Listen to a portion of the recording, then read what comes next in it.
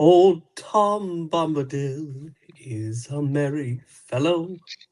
Bright blue his jacket is, and his boots are yellow. Oh, hello, I did not see you there. I'm sorry. I was enraptured in my reading of The Lord of the Rings, The Fellowship of the Ring. I'm Pixel. We're back to our audience of none. Uh, Joining me, as thankfully always, is Landry of the Q Walkers. Good morning. Good morning. Very good morning to you, sir. How are we feeling coming back into the world of Middle Earth? I am always fascinated by how well this book is written. To jump from this, reading it in these chunks, which I'd never done before, to then take breaks, read other things, come back to this. This is next level. The writing of it, I've read it so many times, and yet I'm appreciating the wordsmith of it, the the world building of it, just so much more. And especially these chapters that we're in, because these chapters were ones that I didn't linger on when I was a child. I found myself often going, kind of skipping through them as quick as I could to get to Rivendell, where I was more interested to hear news of Gollum and things like that. But now reading it and going through and going, oh, one Tom Bombadil, who I didn't appreciate when I was 13 or whatever, and now thoroughly enjoy. But the Barrow Whites, I mean, I may be getting ahead of myself here, but I just love the Barrow Whites. So, what do you think? What are you thinking? Well, let's take a step back. Let's get into seven in the house of Tom Bombadil. Right. Yeah, have I told you about my experience going through this book the first time?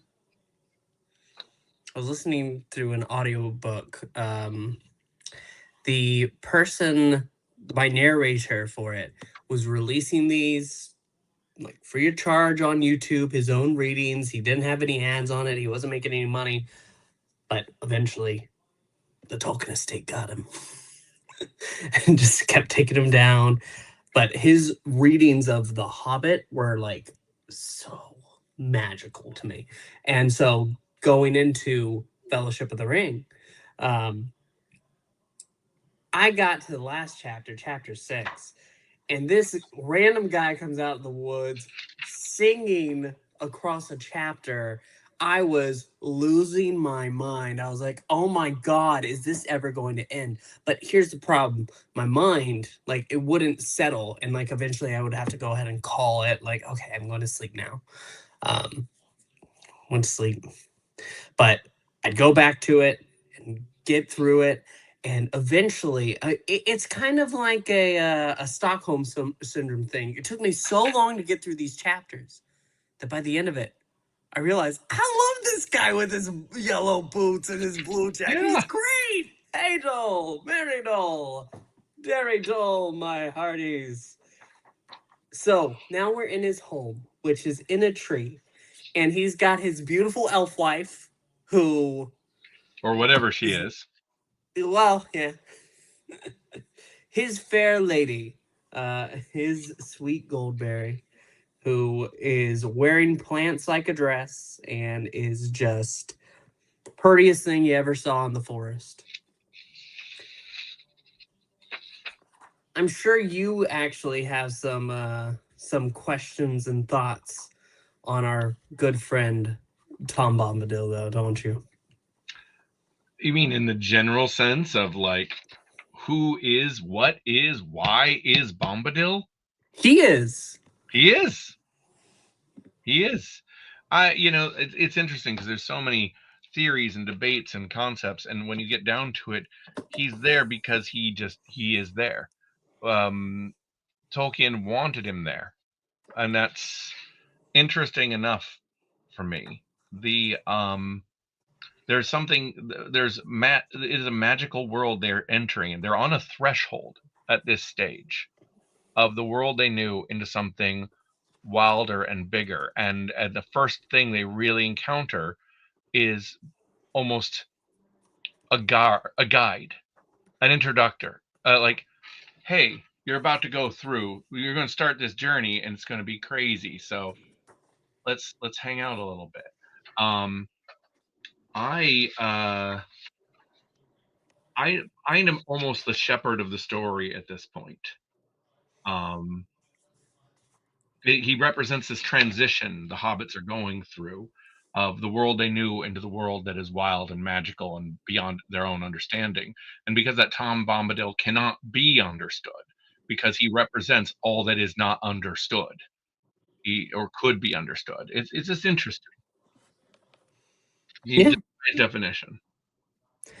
He also was able to just go ahead and take the ring and look at it like, oh, Yeah, nothing such an to such an odd thing to do in the beginning of the book, to almost, and as a in modern writing, editors would tell you you've just undermined the whole point of the book. You just, now readers will be sitting there thinking, well, that guy, that weird guy in the yellow and blue, he could just take the ring, so why is the ring a big deal? And yet that's not what happens here. um this book is an editor's nightmare. This book would not get published by today's standards because it's so agents. You have to get through so much gatekeeping with agents. I don't see an agent going, all right, you got to trim the fat. There's just too much. What is even the purpose of this? You got to get to the action. You got to get to the stuff people care about. It's like, no, you have to let the story breathe and feel. Like, it's not lost on me that while dreaming or whatever, Frodo sees Gandalf, like a mighty eagle swept down and bore him away. Um, there's there's there's just something, they're in this place of just magic and perception, and you know their future is before them. It's just interesting to me. Yeah. No, no. I love that too. It's astounding though. Like we've had, well, two major adaptations of this one because Yes. Rankin Bass said, haha, no. Decided to skip all the good parts. But neither of them wanted to bring up our very good friend Tom Bombadil. Oh well. Oh well. It's fine. It's fine. I'm Well, not I bitter have a about feeling we it might at see him all. in this other one of those new movies they're talking about. So we'll see. Uh, oh yeah, the we haven't talked about the Hunt for Gollum at all, have we?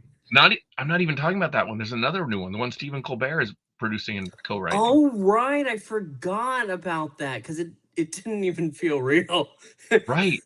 And yet it's going to be the tale, them telling that after the fact, telling the tale of their journey, the part that no one, that wasn't told in Fellowship, from when they all encounter each other to Rivendell, or Oh, to Bree. That's the story oh, between there and Bree. can you imagine that? Oh man, That's what this is. but I'm hoping it's really good. There's no saying. We'll have to see what happens, but we'll have to see. We'll have to see how they do it, how well they do it. Well, that brings us into the next chapter, though. Fog on the Barrow Downs.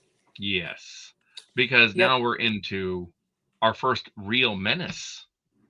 Yeah, they go down, and those Barrow Whites that Tom Bombadil had as a dark creature in a fairy tale suddenly comes to face them face to face.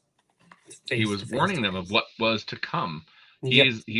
He's it was all foreshadowing in a literal, and kind of a literal sort of, I mean, Trump, so there's a lot of Tolkien, like, God in the machine sort of thing.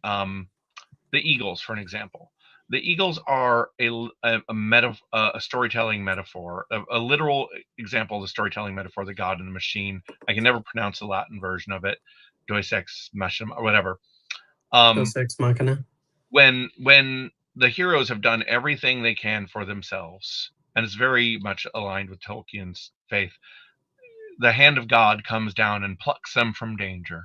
and carries them to safety. The eagles being, and I'm going to connect this back to Tom Bombadil, but the eagles being the represents actual representatives of the god Manwë within Tolkien's metaverse, whatever.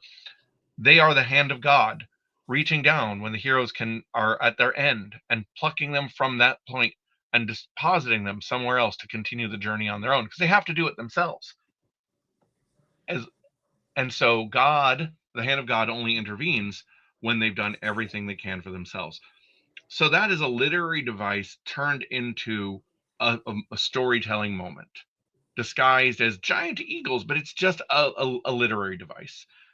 Bombadil is another literary device, given form, given flesh, given voice. But he is foreshadowing as a being.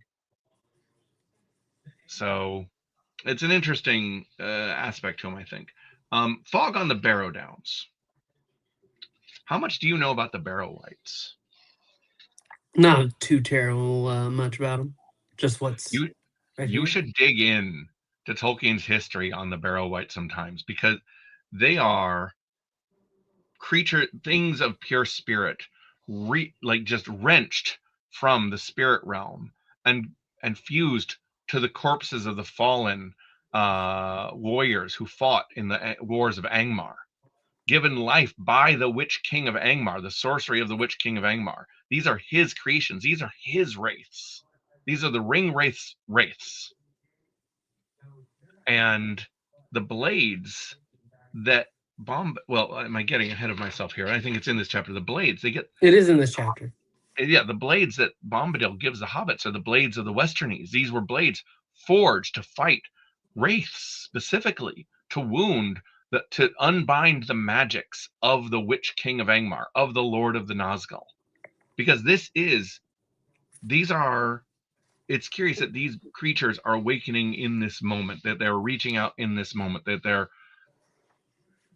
that they are remotely still connected to the magics of the ring. Like this is just like and the idea being that the Witch King is beginning to awaken all these things because he used to rule this area during the when he was the Witch King of Angmar. There was a huge war 1,500 years earlier, around the time the Shire was founded, What and a cool these name are too. the Witch King of Angmar. Witch King. Yeah, just Yeah, it's in epic. an earlier draft, Tolkien had him named the Wizard King of Angmar. And he changed it because wizards became a specific thing, but that's another topic. Anyway, this is just again a shadow of what is to come, no pun intended. They descend, they've left the comfort of the Shire, they've crossed the threshold that Bombadil represented, and now they are descending into the beginnings of darkness.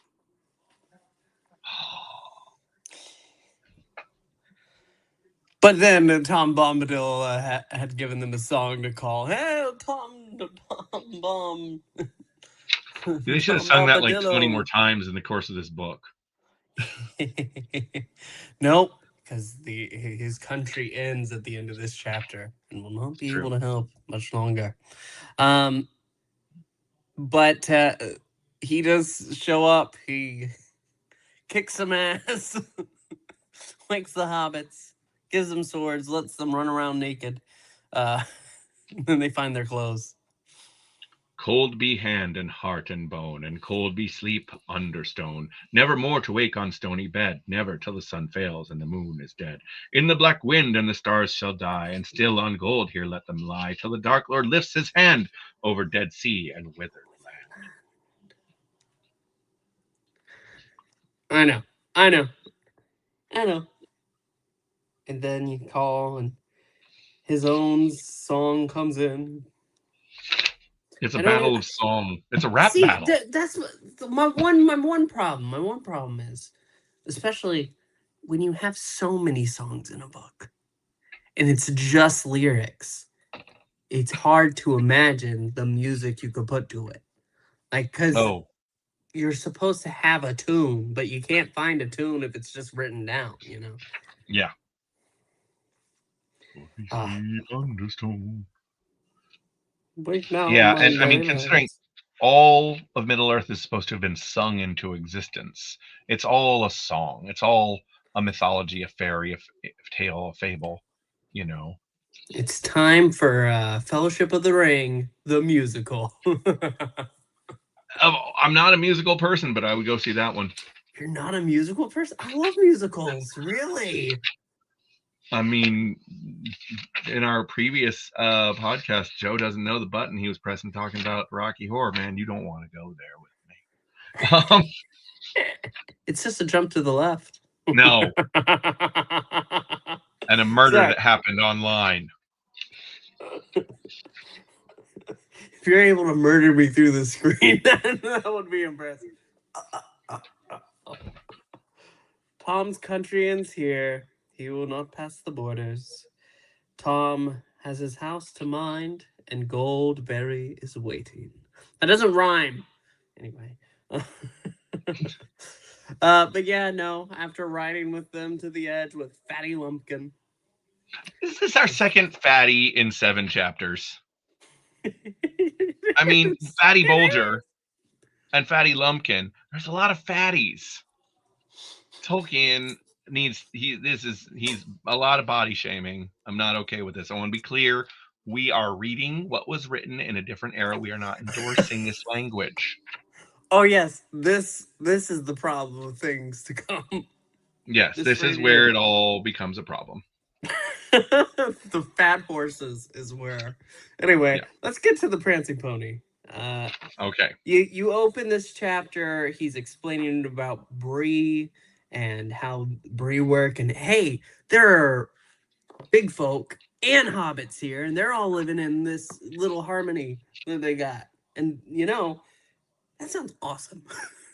That sounds great. That's exactly the thing I love to hear. Um, yeah, no, it's just cool.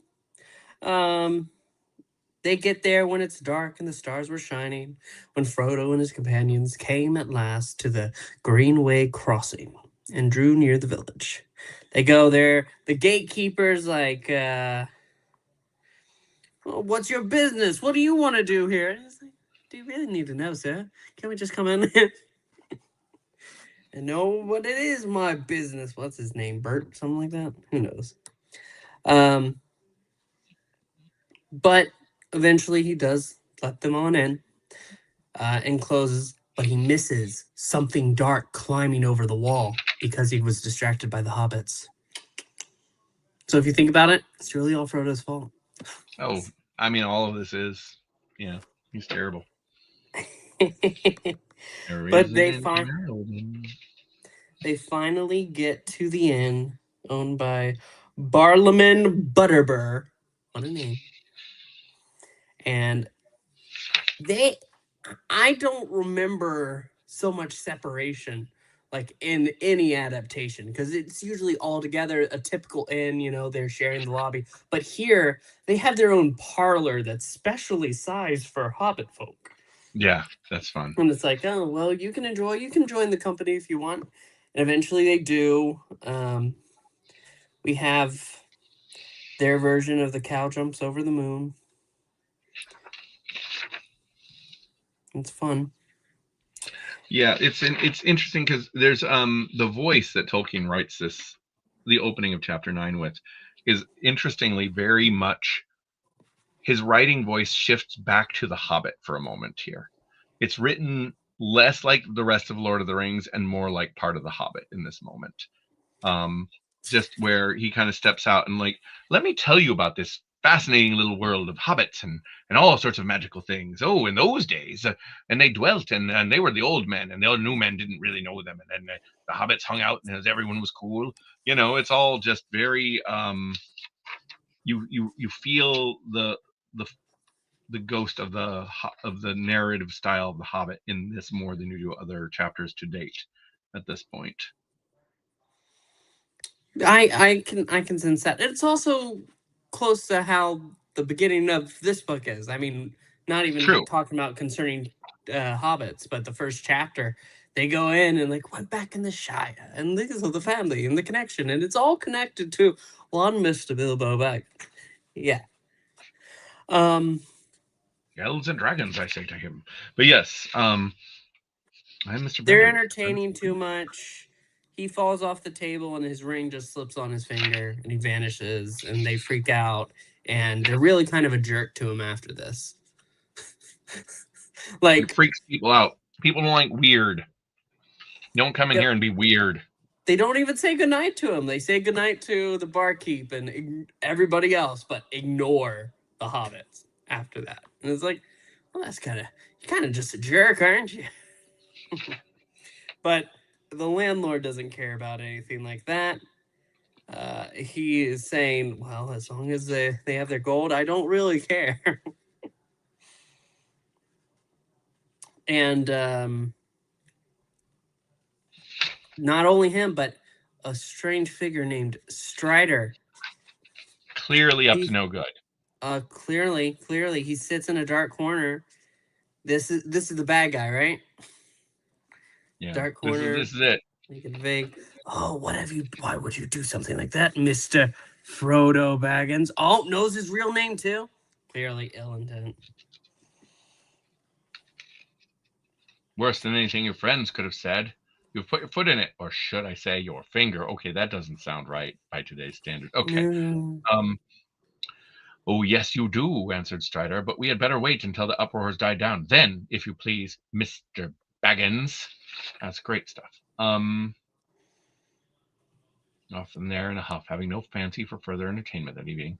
One or two gave Frodo a black look and departed, muttering amongst themselves. The dwarves and two or three strange men that still remained got up and said good night to the landlord, but not to Frodo and his friends. You think dwarves would know better? I know, right? Going to after that though, when Mr. Butterbur is having his assistant help him, and eventually he takes speaks to Frodo. Oh, what are you doing about scaring away my customers and breaking up my crocs with your acrobatics? I'm very sorry for to have caused you any trouble," said Frodo. "It was quite unintentional, I assure you. A most unfortunate accident." "All right, Mr. Underhill, but if you're going to do any more tumbling or conjuring or whatever it was, you'd best warn folk beforehand and warn me." And then skipping along, he says, after Frodo makes sure, Can the ponies be ready by 8 o'clock?" "Yes, but before you go, I would like a word with you in private, Mr. Underhill." And Frodo says, "Certainly," but his heart sank. He wondered how many private talks he would have before he got to bed and what they would reveal. I love that. How many people do I have to talk to? First Strider, now Mr. Butterbur. It's getting ridiculous. It's very good chapters, So, though. this is again what is really interesting to me about this section is we've gone from the Shire and then into the boundary between the Shire and the rest of the world, the Old Forest, and within that we find both a guardian and a malevolent force, both existing within, and nature itself through the trees. We find like three facets of a microcosm of everything they will experience, not in the literal sense, but in the essence of the forces of good, the forces of evil, and the forces of nature, all within this ecosystem. And then they break out of it into banality, really, into a bar, into men, like, and not even the greater men of Middle, not even the Numenorian blood or anything. These are the old men, the smaller brown, just people who worked the earth, you know, uh, villages and all that, not the grandiose palaces and whatnot. And it's just banal compared to this moment of fantasy into the banality of life, and yet comfort for a moment anyway, a security. So it's interesting transition that we've just gone through. Yeah, yeah.